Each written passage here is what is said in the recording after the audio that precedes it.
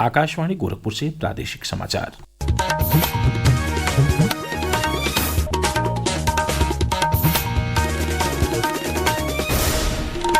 नमस्कार, समाचार बुलेटिन के साथ मैं वेद प्रकाश पाठक। पहले मुख्य समाचार। केंद्र सरकार ने एकीकृत प्रधानमंत्री अन्नदाता आय संरक्षण अभियान पीएम आशा योजना को वर्ष 2025-26 तक जारी रखने का लिया फैसला। आज से शुरू हो रहा है प्रदेश विधानमंडल का बजट सत्र। 20 फरवरी को बजट पेश करने की तैयारी। प्रयागराज महाकुंभ में आस्था की डुबकी लगाने वालों की संख्या पहुंची 54 करोड़ के पार। काशी तमिल संगमम में आए प्रतिनिधिमंडल ने भी किया पवित्र त्रिवेणी संगम में स्नान। और ज्ञानेश कुमार होंगे देश के अगले मुख्य चुनाव आयुक्त।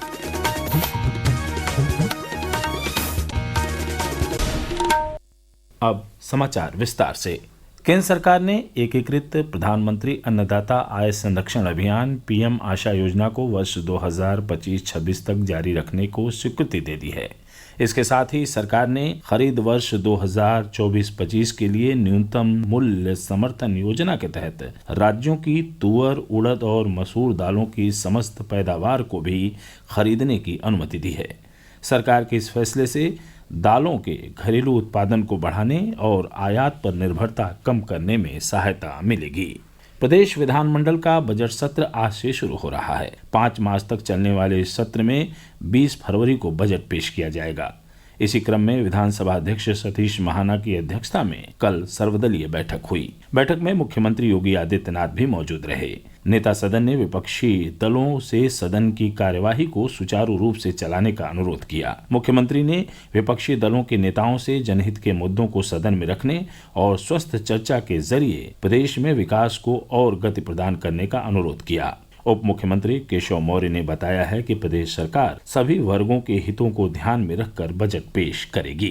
प्रधानमंत्री माननीय नरेंद्र मोदी जी के नेतृत्व में जो केंद्र सरकार का बजट आया है, उसी से प्रेरणा लेकर के उत्तर प्रदेश की 25 करोड़ जनता की भलाई के लिए, गरीबों के कल्याण के लिए, युवाओं के उज्जवल भविष्य के लिए, महिलाओं के सशक्तिकरण के लिए, किसानों की आमदनी बढ़ाने के लिए और समाज के सभी वर्गों के जीवन में खुशहाली लाने के लिए ऐसा बजट हम लोग लाने का प्रयास करेंगे। बजट सत्र से पहले कल मुख्यमंत्री ने विधान भवन के नवनिर्मित मुख्य द्वार और विधानसभा परिसर में लगाए गए भित्ति चित्रों का अनावरण भी किया।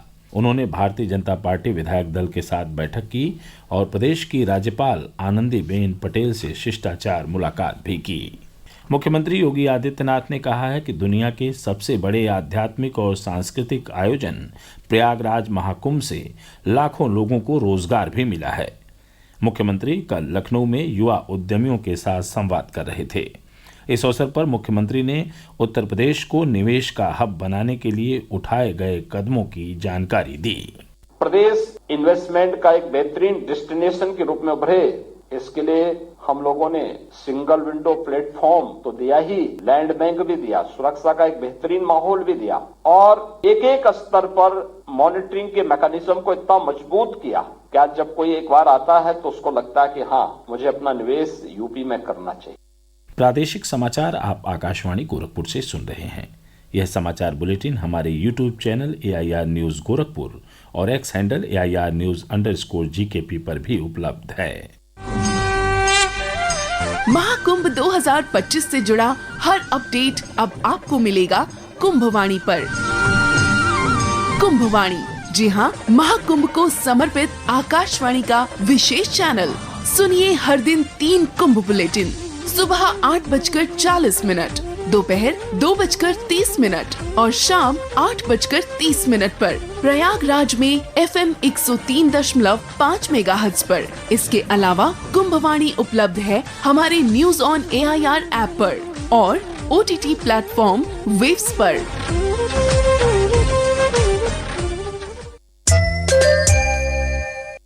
प्रयागराज महाकुंभ में आस्था की डुबकी लगाने वालों की संख्या 54 करोड़ 31 लाख से अधिक हो गई है। कल रात तक 1 करोड़ 35 लाख से अधिक श्रद्धालुओं ने पवित्र त्रिवेणी में स्नान किया। पश्चिम बंगाल के राज्यपाल सीवी आनंद बोस, केंद्रीय मंत्री मनसुख मांडविया, केंद्रीय राज्य मंत्री SP सिंह बघेल और आंध्र प्रदेश के मानव संसाधन विकास मंत्री नारा लोकेश ने भी कल पवित्र संगम में स्नान किया। वाराणसी में चल रहे काशी तमिल संगमम के तीसरे संस्करण में आए पहले दल ने कल महाकुंभ स्नान किया। प्रस्तुत है एक रिपोर्ट। दक्षिण भारत से काशी तमिल संगमम का पहला दल कल महाकुंभ पहुंचा। काशी तमिल संगमम के लोगों ने महाकुंभ में भ्रमण के बाद अपने अनुभव साझा किए। तमिलनाडु के पनरुति शहर से आए श्रीधर राधाकृष्णन ने कहा कि ये आयोजन अपने आप में अद्भुत और दिव्य है।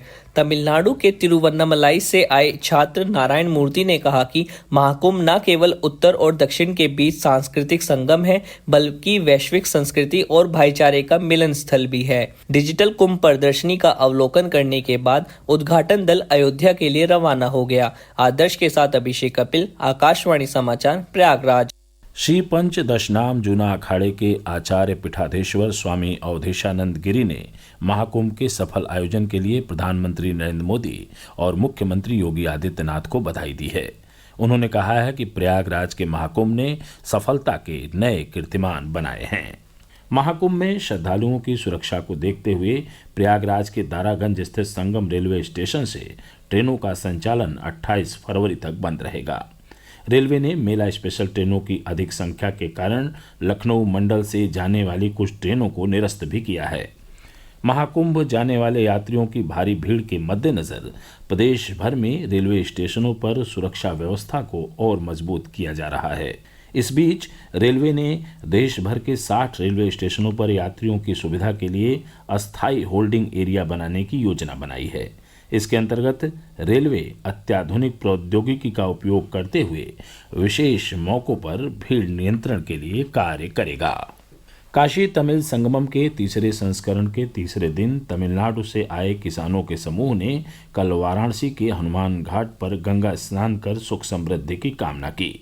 प्रस्तुत है एक रिपोर्ट। काशी तमिल संगमम के तहत काशी आए दल ने गंगा स्नान के बाद घाट पर स्थित प्राचीन मंदिरों में दर्शन पूजन किया। सभी मेहमानों को मंदिरों के इतिहास, दिव्यता और भव्यता के बारे में जानकारी दी गई। इस समूह ने कांची मठ पहुंचकर वहां के इतिहास के बारे में जानकारी ली। छात्रों के साथ आए असिस्टेंट प्रोफेसर शुभ चंद्रा ने कहा कि इस आयोजन के जरिए उन्हें कांची और काशी के बीच के संबंध को जानने और समझने का मौका मिल रहा है। काशी तमिल संगमम का आयोजन प्रधानमंत्री नरेंद्र मोदी के एक भारत श्रेष्ठ भारत के विजन को साकार करने के उद्देश्य से केंद्रीय शिक्षा मंत्रालय द्वारा किया जा रहा है। मनीष सिंह, आकाशवाणी समाचार, वाराणसी।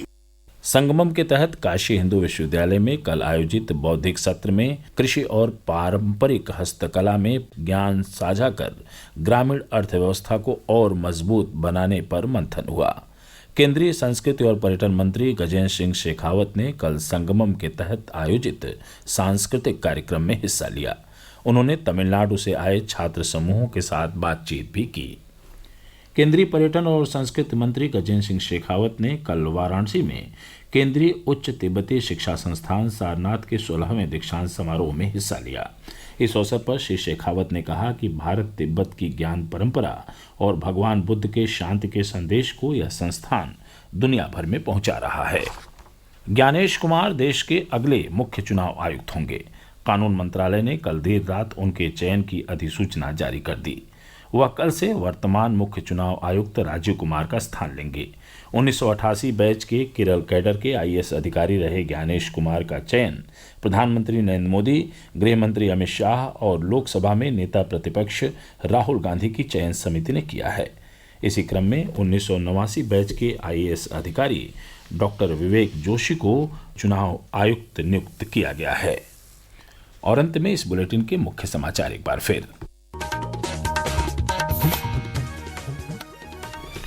केंद्र सरकार ने एकीकृत प्रधानमंत्री अन्नदाता आय संरक्षण अभियान पीएम आशा योजना को वर्ष 2025-26 तक जारी रखने का लिया फैसला। आज से शुरू हो रहा है प्रदेश विधानमंडल का बजट सत्र। 20 फरवरी को बजट पेश करने की तैयारी। प्रयागराज महाकुंभ में आस्था की डुबकी लगाने वालों की संख्या पहुंची 54 करोड़ के पार। काशी तमिल संगमम में आए प्रतिनिधिमंडल ने भी किया पवित्र त्रिवेणी संगम में स्नान। और ज्ञानेश कुमार होंगे देश के अगले मुख्य चुनाव आयुक्त। इसके साथ ही प्रादेशिक समाचार बुलेटिन समाप्त हुआ। नमस्कार।